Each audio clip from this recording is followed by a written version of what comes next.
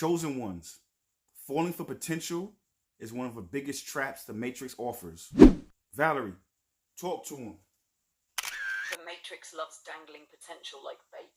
It whispers, look at who they could become, look at what this could turn into, and suddenly you're in love, not with reality, but with a projection. That's the trap. Potential is infinite, but energy is present. If you ignore what's real right now in favor of what might be, you bind yourself to illusions. The Matrix feeds on that, keeping you locked in loops with people, jobs, even versions of yourself that don't exist outside your imagination. Here's the inconvenient truth. Falling for potential is falling for a ghost. Potential only matters if someone is willing, consistent, and aligned in action. Otherwise, it's just a carrot on a stick. Chosen ones, your gift is vision. You see the could be. But your discipline must be discernment, separating who someone is from who you wish they'd become. The moment you stop bargaining with illusions and anchor yourself in what's real, the Matrix loses one of its slickest weapons against you, because your energy isn't meant to water empty soil. It's meant to nourish what's alive, present, and true. When it comes to, falling in love with someone's potential, honestly, what that is, when you distill that down, it's the ego. You know what I'm saying? And that's what the Matrix tries to get you to do. It tries to get you to live in your ego, even though it comes off benevolent, even though it comes off optimistic, even though it comes off like you're trying to create something beautiful. In actuality, no one can save you but you. No one can save them but them. You can come through and you can spend time with them. You can come through with presence, but you can't really come through with trying to be their savior, because that means that you're trying to put yourself over their higher self. So in actuality, the only thing you could do is support them while they're trying to be the hero in their own movie. It's low-key ego, like we said before, because now if you're trapped in your ego, you want to be their savior. You want to be the star in their movie. So the most benevolent thing you can do is allow whatever pain they're going through, whatever traumas, turmoil they're going through, allow them to go through that, because that will give them the wisdom and the strength. And conversely, you won't fall into that trap of falling in love with someone's potential. Valerie, talk to them. That's the heart of it right there. Falling for someone's potential often looks like love, but when you strip it bare, it's ego wearing a halo, because the ego loves to cast itself as the savior. It whispers, if I pour into them, if I help them heal, if I push them toward their greatness, I'll be the hero in their story. But that's not love. That's attachment dressed up as purpose.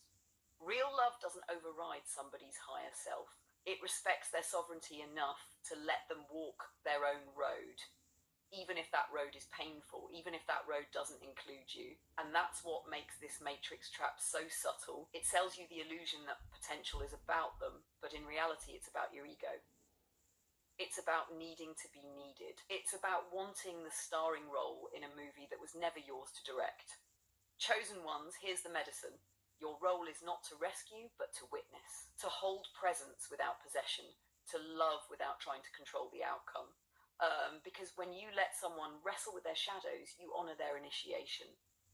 You give them the dignity of becoming the hero of their own journey. And at the same time, you keep yourself free. Free from chains disguised as devotion. Free from ego wrapped in savior's clothing. Free to put your energy where it actually amplifies into your own becoming.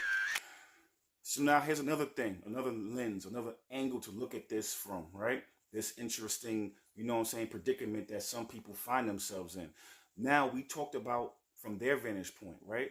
Now we got to talk about from your vantage point. So from your vantage point, if you would want to save people and you didn't realize that, you have to let people be the star of their own movie, right? And you want to jump in and save them.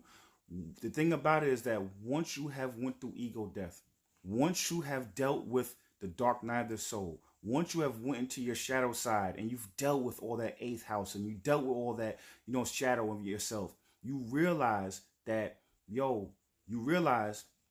how challenging it is. You realize how many traps and moats and pitfalls there are in that shadow. And that's your own shadow. When you're doing your own shadow work, you realize that. Now, conversely, imagine someone else's shadow. That's a one-player game. They have to go through that on their own. You know what I'm saying? And the thing about it is that if you try to jump in and save them, that also shows that you haven't done the work yourself yet. And what you're trying to do is you're trying to save the parts of them that resonate with the parts of you that's unsaved. So that also is an indicator to show you where you're unhealed at, because if you were willing to then go and traverse someone else's shadow, that means that you haven't done work of your own yet. And that means it shows you where you need to do that work at, and it shows you that you're using them as a mirror. So that's another sneaky way that the ego jumps in and tries to be someone else's savior, when actually you're trying to save yourself. Valerie, talk to him. Exactly, brother. That's the mirror most people don't want to face. When you've walked through your own shadow, when you've wrestled with your addictions, your wounds, your betrayals, your ego deaths, you know how deep that labyrinth runs. The traps aren't on the surface, they're in the hidden corners of the psyche. And even you barely made it out with your light intact. That's humbling. So when you feel the pull to save someone else, what you're really feeling is the echo of your own unintegrated parts. Because think about it, why would you want to crawl through another person's shadow when you already know how brutal your own was? The only reason is because something in their darkness is vibrating with something unhealed in you. You're not saving them. You're unconsciously trying to rescue yourself through them. That's the hidden ego trap. The Matrix makes it look like compassion, but really it's codependence dressed as divinity. It's you saying, if I heal them, I'll feel healed. But the truth? Their shadow is their initiation. Your shadow is yours. They can mirror your wounds, yes, but they cannot complete your healing, and you cannot complete theirs. So here's the real medicine. If you feel pulled to fix someone, stop and ask, what part of me am I actually trying to save right now? If their shadow feels familiar, it's because it is. It's showing you where your own work is still unfinished. And if you can witness that without leaping into their fire, you've graduated another layer of your own ego death. Sovereignty means letting everyone fight their own dragon while you stay focused on yours. And this is why potential is one of the biggest traps the Matrix throws at you, because what it does is weaponize your empathy. What it does is also externalize your healing. So that's the reason why. So it keeps you in these loops, and with both of y'all then interfering with each other's healing, with each other's growth.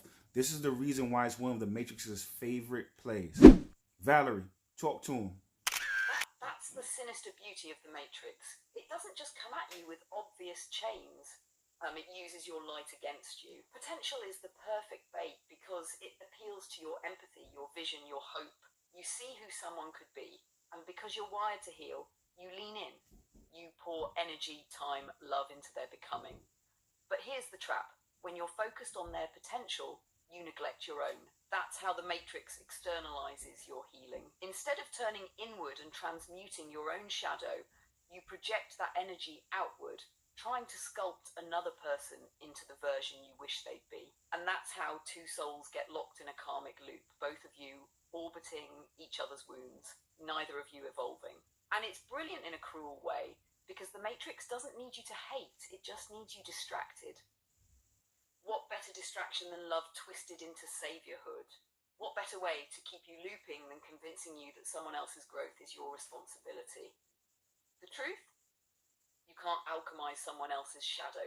You can only mirror. You can't live for their higher self.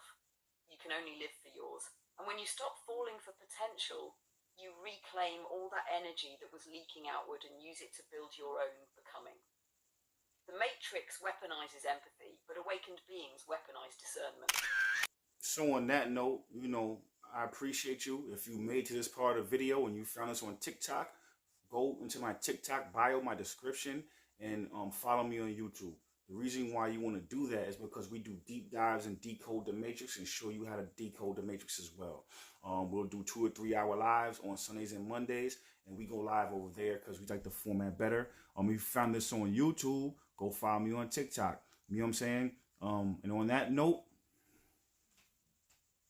stay tuned.